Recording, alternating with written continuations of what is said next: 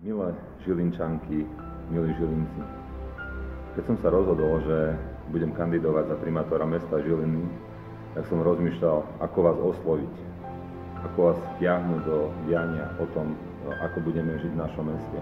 Kandidáti sa rozhodli vám ponúknuť množstvo riešení, ako si oni predstavujú ich Žilinu.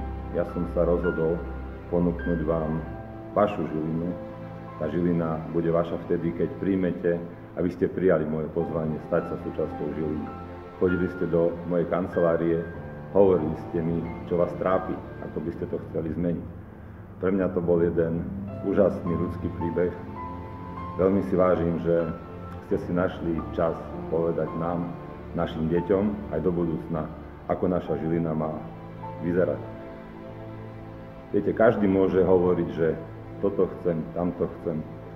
Nie takého manažera, ktorý môže obsiahnuť celú Žilinu, ale vy spolu so mnou, s poslancami, vy všetci tvoríte Žilinu, aby ste mi ponúkli takéto jedinečné riešenie. Ja som vám ich ponúkol potom spracované na základe vášho videnia aj v novinách a chcem vám povedať, že si to naozaj veľmi vážim a budem rád, ak 15. novembra všetci s rodinami prídete a dáte hlas mne a ja ten hlas dám vám všetkým. My všetci sme Žilina, Žilina je vaša, Žilina je moja.